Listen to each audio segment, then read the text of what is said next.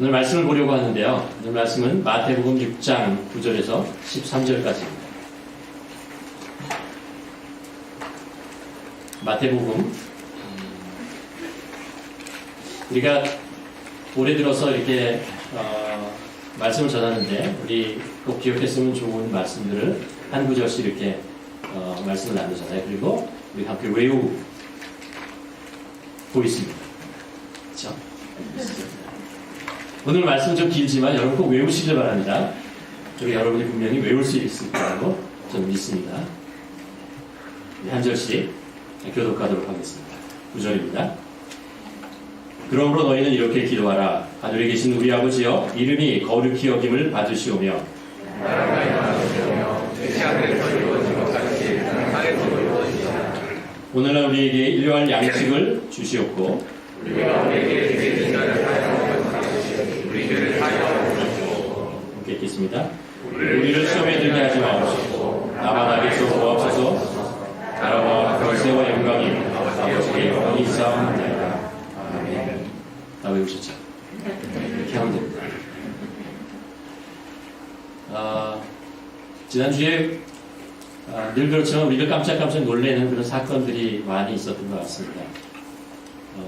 영국의 총리가 갑자기 이제 여러 가지 스캔들로 그동안 압박을 받다가 결국 이제 사임을 하겠다라는 것을 발표하는 장면을 또 봤고, 또 그 일본의 전 총리였던 아베 총리가 유세 중에 갑자기 총격을 받아서 사망하는 그런 사건들도 보았습니다. 여전히 푸틴 대통령은 계속 우크라이나를 압박하면서 서방을 같이 압박하는 그런 발언들을 계속하고 있고요. 또 물가도 오르고 또 금리도 오르고, 또 지난 금요일에는 그 샤워 인터넷이 갑자기 끊기면서 여러 가지 혼란을 겪는 그런 일들이 있었습니다. 그 와중에도 지난 금요일에는 또 스탬프들을 시작했습니다. 제가 금요일에 저녁 때 밤늦게 11시에 이제 공항을 갈 일이 있어 다운타운을 한번 지나갔는데요. 그렇게 많은 사람들이 나오는 거 처음 봤습니다. 젊은이들 정말 축제 분위기로 이렇게 하는 것을 이렇게 보게 되는데, 우리가 이제 문화가 발달하고 이제 통신이 발달하고 여러 가지 발달하면서 우리는 세상에서 일어나는 일들을 정말 너무나 많은 일들을 실시간으로 듣고 또 보고 이런 것을 경험하게 됩니다. 그래서 좋은 것도 있는데요. 가끔 이 너무 많은 정보가 우리 안에 들어오면서 정보의 소화 불량, 다 소화하지 못하고 그것 때문에 이렇게 어려워하는 그런 일들을 경험하고, 또 그런 것 때문에 일어나는 사건, 사고에 대해서 불감증, 이런 좀 이렇게 멀리하고 싶은, 나랑 관계없는 것 같이 이렇게 하고 싶은 그런 마음들도 생깁니다.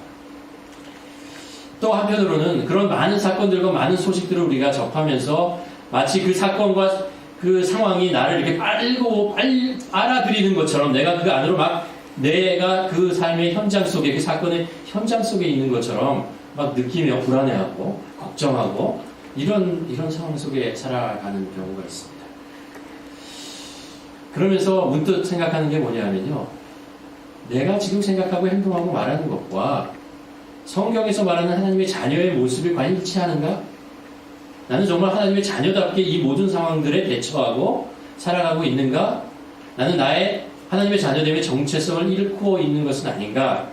라는 그런 질문을 하게 됩니다.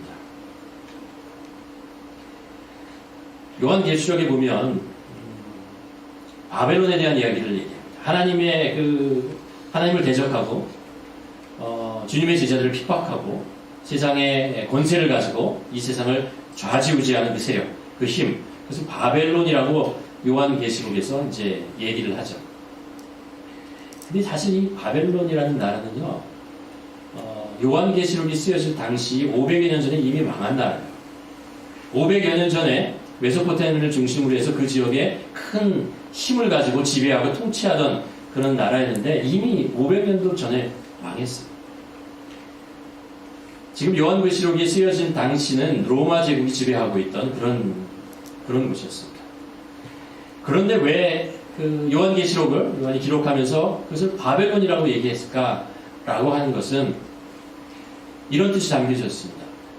바벨론, 그 당시에 이스라엘 백성들을 괴롭히고 하나님의 백성을 괴롭혔던 그 바벨론, 그 세력들, 그리고 예수님의 제자들, 이 고통받으며 핍박받으며 살아가고 있던 로마 시대의 그 시대나 마찬가지라는 거예요. 동일하게 하나님께 대적하고 그리고 하나님을 믿는 자들을 핍박하고 세상을 자기의 힘과 능력으로 좌지우지하면서 이끌어가려고 했던 그 힘, 그 세력, 그것이 이 땅을 지배하고 있고 하나님의 백성인 우리는 예수 그리스도의 제자인 우리는 그 세계, 그런 지배 통치 안에서 그리스도인으로서의 정체성을 잃지 않고 하나님의 자녀로서 믿음을 가지고 살아가야 한다.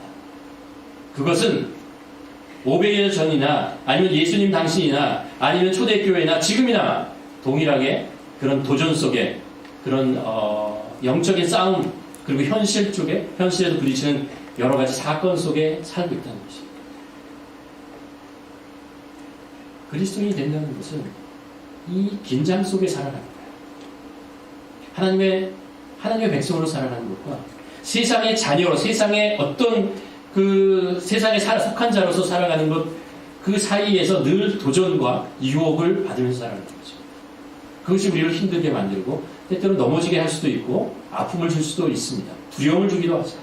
그러나 그럼에도 불구하고 그 세상 속에서 우리는 하나님의 자녀로서 바벨론의 지배를 받는 것이 아니고 하나님의 나라의 통치, 하나님의 통치를 받으며 살아가야 한다는 것, 그것을 요한계시록이 우리에게 가르쳐 주고 있는 것이죠. 지난주에 제가 주기도문의 말씀을 다시 한번 이렇게 묵상하면서 살펴보았습니다. 주기도문이라는 걸 여러분 아시지 않습니까?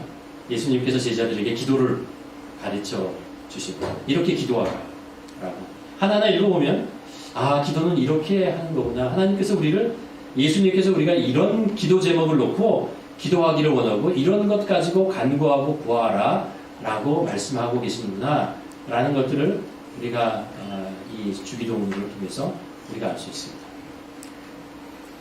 근데 이 주기도문을 주신 그 주님의 마음, 하나님의 마음을 속에 들어가서 한번 생각해 보면요. 그 마음 속에 하나님의 뜻 속에 이런 것이 있다는 것을 알 수 있습니다. 이 세상. 아까 지금 제가 말씀드린 그런 세상, 바벨론과 같은 그런 세상, 로마 제국과 같은 세상, 지금도 통치하고 있는 강한 영향력을 행사하고 있는 이 세상 속에 살고 있는 우리가 살아가는 우리들에게 하나님께서는 우리가 어떻게 살기를 원하시는가?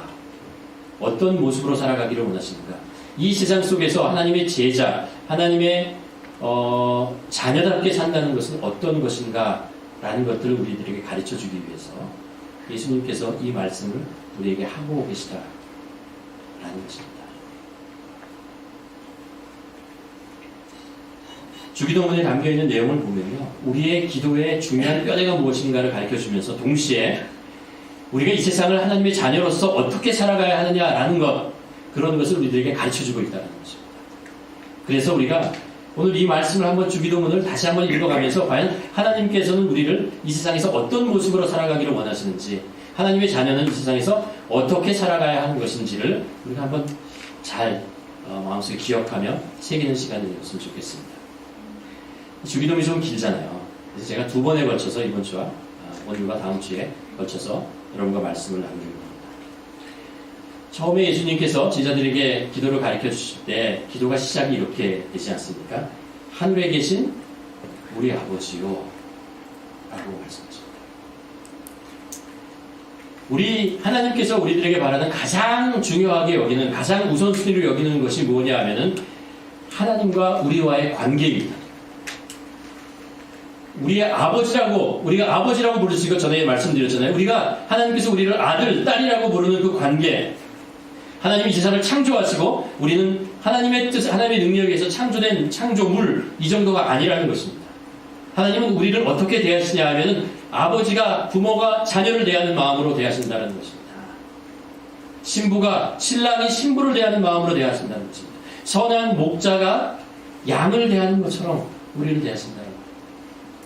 교회가 예수 그리스도의 머리, 예수 그리스도, 우리가 교회가 그리스도의 몸인 것처럼 하나, 뗄래야 뗄 수 없는 그 아주 친근한 관계, 하나됨의 관계, 그것이 하나님께서 우리들에게 원하는 가장 최우선으로 원하시는 것이다. 그런데 그럼 하나님께서 우리가 구약을 쭉 읽어보면 하나님께서 이스라엘 백성들에게 안타까워했던 모습이 있어요. 어떤 것을 안타까워하냐면 이런 거예요. 예수님께서도 말씀하셨지만 바리새인들에게 회칠한 무덤이라는 이야기를 합니다. 그 안에 내면을 보면 시체가 썩어가는 그런 더러운 것이 있는데 그것을 숨기기 위해서 겉에 회칠을 하며 하얀 칠을 해서 하얗게 보이려는 그런 행동들이 있잖아요.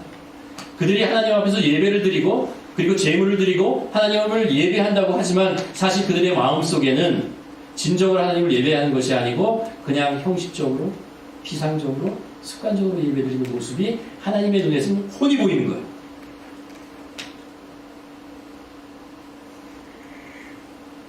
제물을 바치는데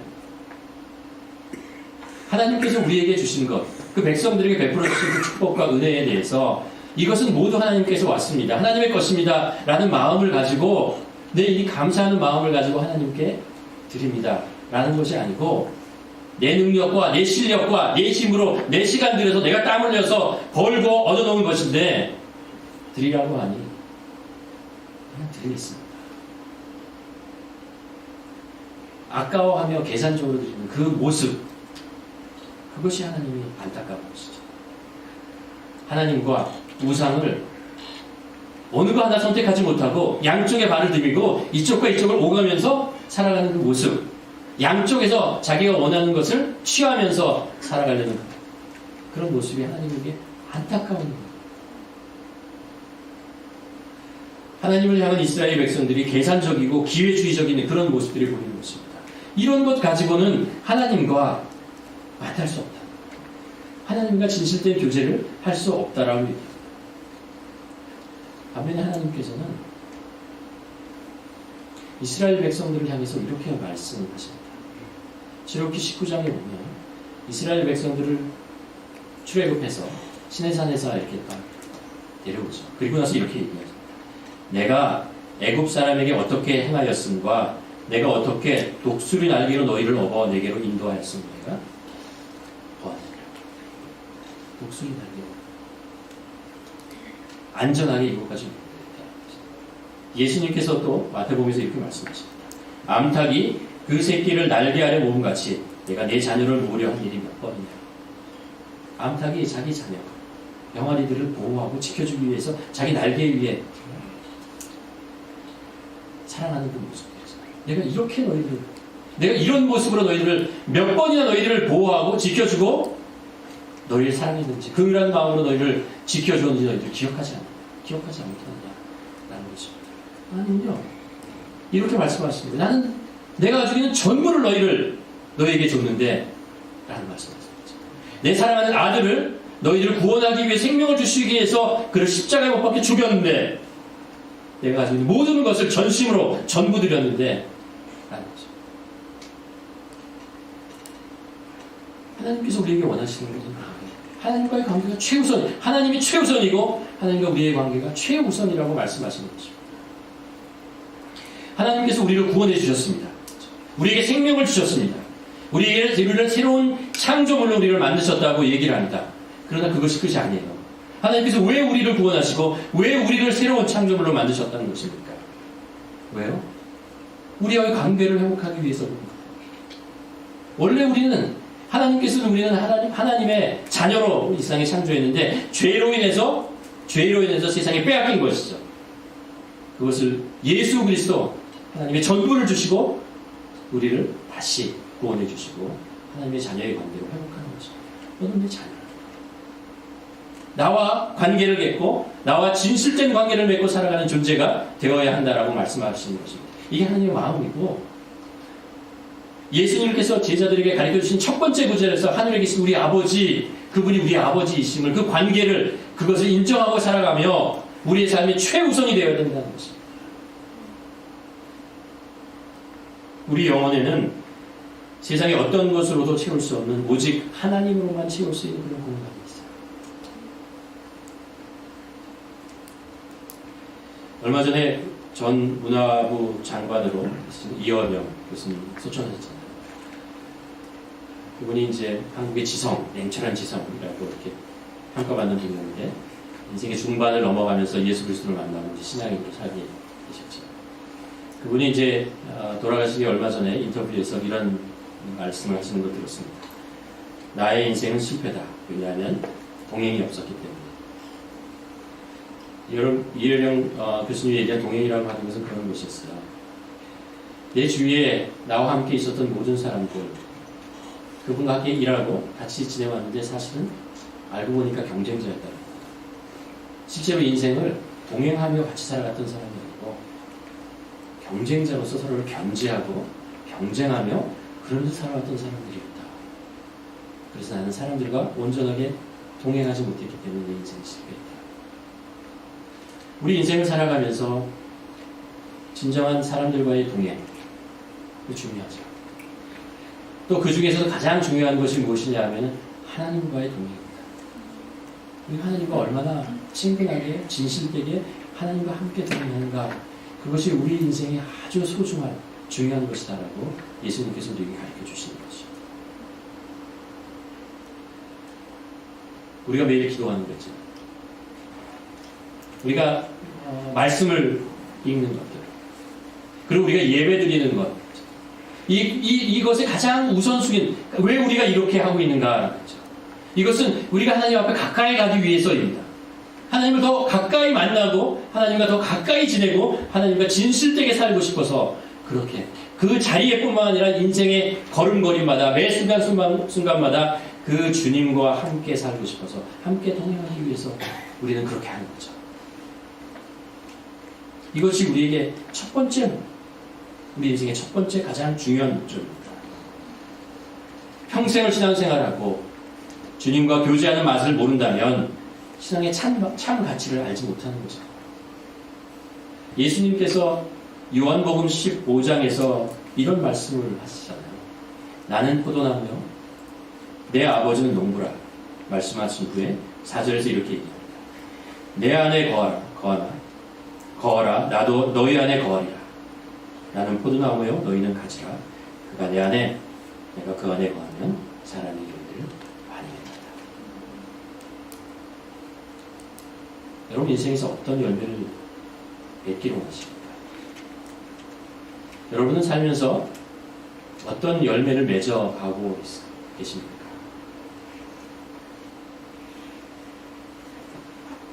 적어도 하나님은 이런 열매를 맺고 싶으신 거예요.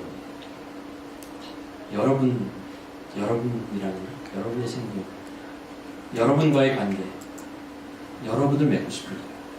한 사람 한 사람을 만나고 구원하고 만나고 자녀로서 관계를 맺고 그 인생을 함께 동행하는 거예요. 그래서 하나님의 나라를 인도하는 거예요. 그것이 하나님이 원하시는 것이고 하나님의 열매예요. 두 번째로 오늘 말씀을 통해서 우리가 배우는 것, 하나님께서 자녀들에게 원하시는 삶의 모습이 뭐냐면 거룩. 하늘에 계신 우리 아버지의 이름이 거룩히 여김을 받으시옵소서. 거룩히 여김을 받으시옵소서. 사실 우리는 거룩하지 못합니다. 우리 안에 거룩이라는 것이 없어요. 우리 스스로 거룩을 이렇게 만들 수가 없어요. 인간의 역사를 보면 탐욕과 이기심과 전쟁의 연속이라는 것을 우리가 알 수 있습니다. 지난 몇 주간에 있었던 사건들을 가만 봐도 그 사건의 배후에는 다 인간의 탐욕과 치열한 싸움이 있었다는 것을 알 수 있습니다. 이것은 개인의 인생에도 마찬가지인 것 같습니다. 우리와 동행하는 사람이 내가 모든 것을 주고도 평생을 동행하고도 그럴 만한 그런 가치 있는 사람이라고 생각하는 것이 아니고 내가 필요해서 내가 원해서 같이 잠깐 있고 경쟁자이고 그렇지 않으면 더 이상 필요하지 않으면 떠날 수 있고 떠나갈 수 있고 떠내보낼 수 있는 그런 사람들을 우리가 생각하고 인간들이 살아가는 것은 아닌가. 때때로 옆에 있던 친구가 원수가 되어지는 것도 괜찮은 것처럼 그렇게 살아갑니다. 로마서 1장 28절에 보면 죄에 대한 이야기를 이렇게 합니다. 그 마음에 하나님의 마음을, 하나님 두기를 싫어하는 자들에게 자신의 욕심과 안락을 위해서 불의와 추악과 탐욕과 시기와 분쟁과 비방과 교만 속에 살아간다 라고 얘기하죠. 그리고 때로요, 우리가 예수 그리스도를 믿는다고 하는 우리 속에서도 여전히 그런 거룩하지 못한 모습들이 있다는 것을 우리가 발견하고 좌절하게 됩니다. 실망하게 됩니다.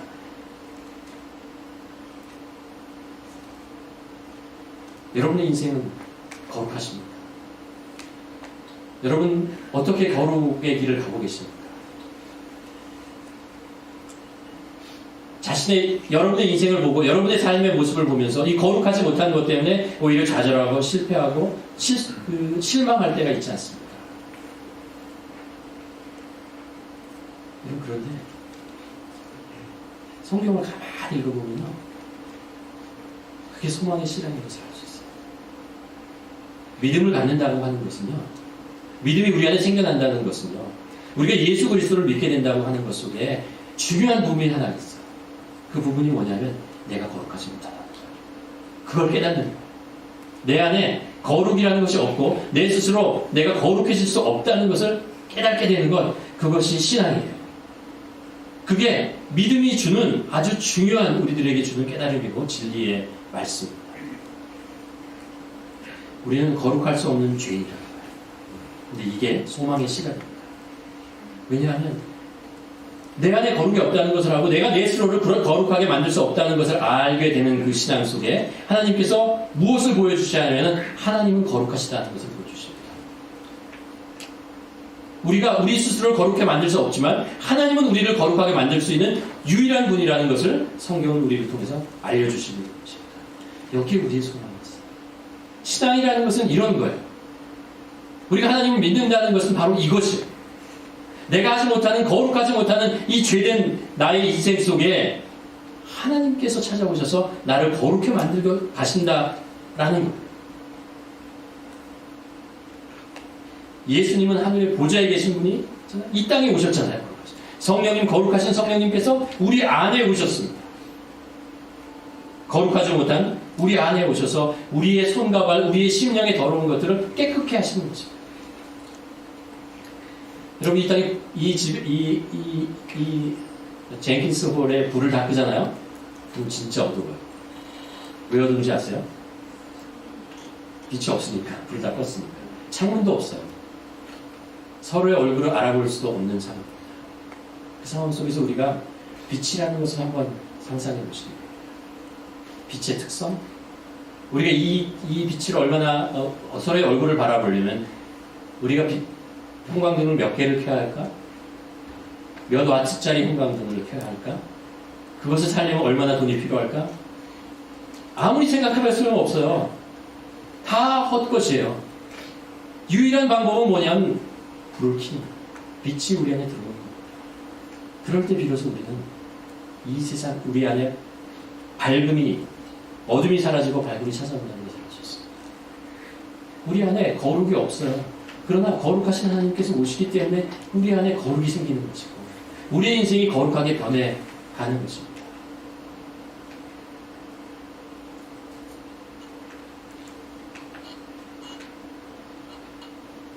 여러분, 이제부터 그 거룩한 하나님께서 우리 안에 오셨기 때문에, 그 성령님께서 우리에게 오셨기 때문에 우리는 우리 안에 거룩을 소유한 자가 됩니다. 이게 신앙이에요. 우리는 거룩을 소유한 자로 살아가는 거예요. 그리고 그분이 우리와 동행하기 때문에 그게 우리의 삶을 거룩하게 만들어가는 것입니다. 그게 우리 삶을 변화시켜 나가는 것이죠. 가만 생각해보면 하나님의 영광이라고 하는 것이요, 하나님의 영광이라는 것을 하나님께서 이 세상에 비치는 것을 잠깐 보류해 주셨어요. 보류하셨습니다. 그리고 하나님의 영광을 어떻게 나타내시냐면 믿는 자들의 삶 속에, 우리 심령 속에 하나님의 영광을 나타내셨어요. 거룩을 나타내셨어요. 그래서 우리의 삶을 통해서 하나님의 영광을 비춰주세요. 세상 속에. 이게 신앙이 내 삶이에요. 우리는 나의 영광, 나의 거룩을 세상에게 보여주는 것이 아니고 나를 구원하신 하나님, 내 안에 오신 성령님의 영광, 그분의 삶과 그분의 뜻에 순종하며 살아가는 모습, 그것이 영광이에요. 그게 하나님의 거룩이에요. 그것, 하나님의 이름이 높여지는 것, 그렇잖아요. 우리의 삶을 통해서 우리의 말과 행동을 통해서 그 거룩한 모습이 하나님의 모습이 나타나는 것, 보여지는 것, 그것이 하나님의 영광이 나타나는 것. 왜요? 하나님이 우리 안에 오셨습니다. 우리 안에 계시기 때문에 우리는 우리 안에 거룩을 소유한 자이기 때문에 거룩한 하나님을 소유한 자이기 때문에 아니 거꾸로 시작. 거룩한 하나님께서 우리를 소유하셨기 때문에 우리가 거룩을 나타낼 수 있는 것입니다.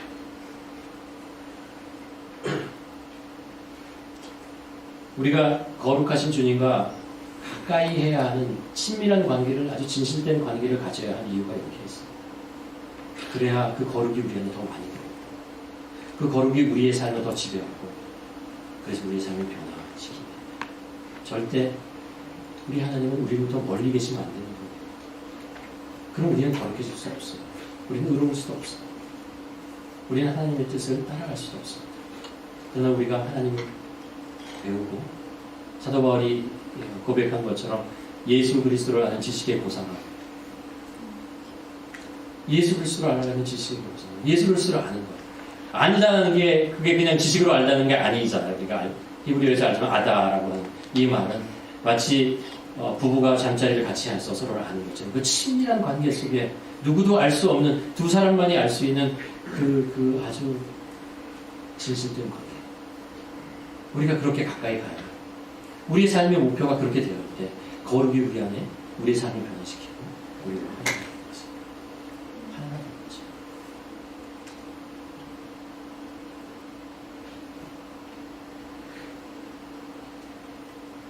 그런데 때로 우리가 이렇게 생각할 수 있어요.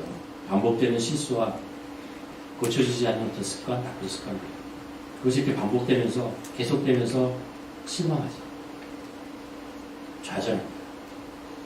근데 죄에 무뎌지는 것이 진짜 나쁜 거예요. 그게 더 나쁜 거예요. 반복되는 회개는 어리석은 것이 아닙니다. 마음이 상한 자, 애통하는 자, 심령이 가난한 자, 의에 주리고 목마른 자가 복이 있습니다. 거룩은 이런 상한 심령 속에 하나님께서 이루어 가시는 거죠. 예수님께서 말씀하시잖아요. 나는 의인을 부르러 온 것이 아니다. 죄인을 부르러 왔다. 상한 심령, 애통하는 심령, 아픈 심령, 그 속에 거룩하신 하나님께서 오셔서 그것들을 치유하시고 거룩해 하신다는 거예요. 그렇게 만들어 가신다는 거죠. 하나님께서 내 인생에 정직한 마음을 창조하시고 내 안에 정직한 영을 새롭게 하신다라고 말씀하십니다. 어디에요? 상한 심령 속에. 거룩하지 못한 내 심령 속에 거룩하신 하나님께서 이 땅에 오셔서 그렇게 만드신다. 우리 안에 오셔서 그렇게 만들어 가신다. 우리는 거룩의 완성자가 아니라 거룩이라는 순례의 길을 성령님과 함께 동행하는 사람. 동행하는 사람. 하나님께서 우리를 만들어 가실 것을 기대하고 그분께 우리 삶을 맡기고 살아가는 거죠.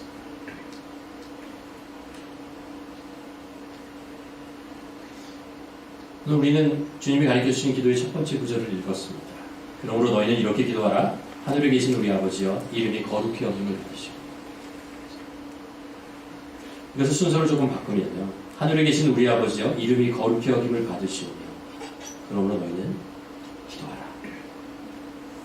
하나님께서 우리의 삶을 이런 모습으로 하나님을 아버지라고 부르며 하나님과 친밀한 관계 속에서 살고 또 하나님의 거룩의 이름이 우리의 삶 속에 나타나는 것을 하나님께서 원하시고 우리의 삶이 그렇게 살아야 하기 때문에 우리는 이것을 기도해야 합니다. 이게 우리의 기도의 최우선순위가 되어야 된다는 것입니다. 우리는 기도할 때마다 이것을 갈망하며 하나님께 나아가서 이것을 기도해야 된다는 것입니다. 왜요? 신앙이 뭐예요? 기도가 인생을 바꾸는 사람이 신앙이죠. 기도가 우리의 인생을 바꿉니다. 기도의 우선순위가 바뀌면 우리의 인생의 우선순위도 바뀌게 됩니다. 여러분, 우리가 살아가면서 이런 것이 있지 않습니까? 우리에게 필요한 것이 있고 원하는 것이 있어요. 필요한 것, 없으면 안 되는 것이죠. 우리 생명과 관계되는 아주 중요한 것들입니다. 그래서 살다 보면 원하는 것이 있어요. 있으면 좋고, 나를 더 즐겁게 하고, 풍요롭게 하고, 좀 더 인정받게 만들고, 이런 것들이 있어요. 그런 원하는 것들이 있어요. 근데 가끔 보면요, 우리의 기도조건과 우리의 바람이 필요한 것이 아니고 원하는 것에 가 있어요. 이 원하는 것을 우리의 기도 제목이 대부분을 차지하고 있어요. 그래서 필요한 것을 기도할 시간이 너무 짧아요. 그러면 어떻게 돼요? 우리는 이렇게 살아가요. 이쪽 방향으로 살아요. 또 우리는 이 땅의 것과 하늘나라의 것이라는 것이 있습니다. 우리가 이 땅에 살면서 우리를 즐겁게 만들고 우리를 더 편안하게 만들고 우리를 보호해 줄 것들이 있습니다. 그래서 그것을 위해서 우리가 기도하죠. 그것을 바랍니다. 알아요. 근데 이것이 우리가 일시적이고 그리고 잠깐 있다 사라질 것이고 우리가 지키려고 암만 애를 써야 지킬 수 없다는 걸 알아요. 그러나 그것을 바라죠. 하늘의 것이 있습니다. 지금은 그렇게 빛나 보이지 않고 지금은 그렇게 두드러져 보이지 않아도 하늘나라의 그 땅에 가서 나타날 것입니다. 영원할 것, 변하지 않을 것, 생명과 같은 것들이 있습니다. 하나님이시죠. 그분과의 관계이고 생명이고 사랑이고 건물이 아니라 하나님의 나라, 하나님의 뜻, 하나님의 영광, 이런 것들이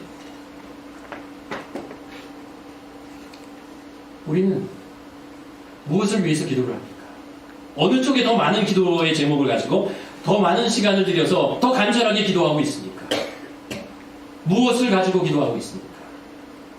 우리는 우리의 우선순위가 우리의 인생이 됩니다. 우리는 우리의 우선순위를 놓고 기도를 합니다. 그것을 바랍니다. 그러면 그것이 우리의 인생이 됩니다. 근데 예수님께서 말씀하시죠. 제자들에게 기도를 가르쳐주시며 가장 먼저 기도해야 될 것이 뭐라고 해요? 최우선의 것이 무엇입니까? 하늘에 계신 우리 아버지여 이름이 거룩히 여김을 받으시고 라고 10절에 가서 또 이렇게 말씀하고 있습니다. 나라가 임하옵시며 뜻이 하늘에서 이루어진 것 같이 땅에서도 이루어지리라. 우리 마음속에 이렇게 생각할 수 있어요. 이 세상에 살면서 필요한 것, 이 세상에 원하는 것, 그것을 위해서 우리 그것을 소유하고 그것을 위해서 애쓰고 수고하고 기도하고 그것을 소유하고 나중에 가서 하늘나라에서 필요한 것, 그 땅에서 필요한 것은 그때 가서 주님 만나 더 진하게 만나고 하나님께 더 진실되게 예배드리고 하나님의 뜻을 더 순종하고 살고 지금은 그냥 이렇게 살아야지 그때 가서 이렇게 살지 라고 얘기하지만 예수님의 기도의 제목은 그런 것이 아니에요.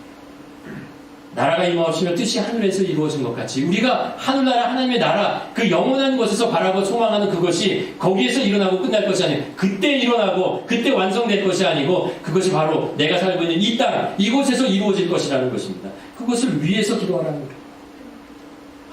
하나님의 생명, 하나님의 사랑, 하나님의 나라, 하나님의 통치, 하나님의 긍휼하심 이런 것을 위해서 그것이 그 땅에서만 이루어지고 그곳에서만 완성될 것이 아니라는 것입니다. 그것이 지금 우리가 살고 있는 이곳 이 땅에 당연히 있어야 될 것이라는 것입니다. 왜요? 하나님께서 그것을 우리에게 베푸시기를 원하기 때문에 하늘나라는 하늘에서부터 이 땅으로 임하는 것입니다.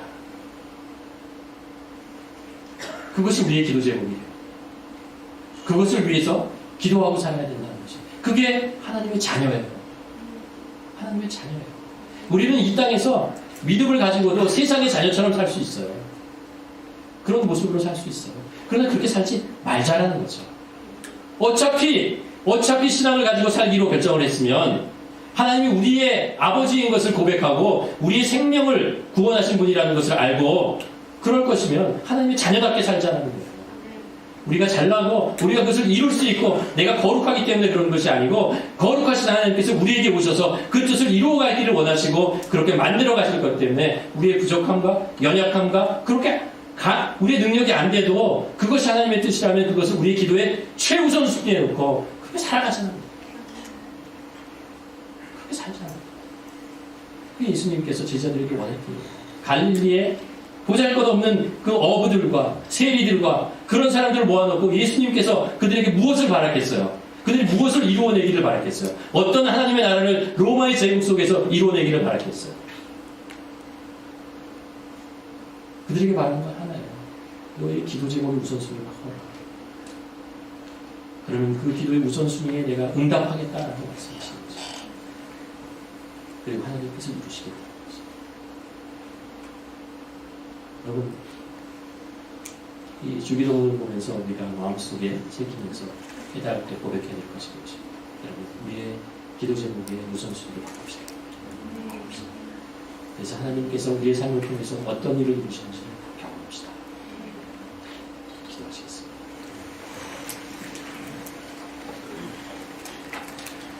한번 기도했으면 좋겠습니다.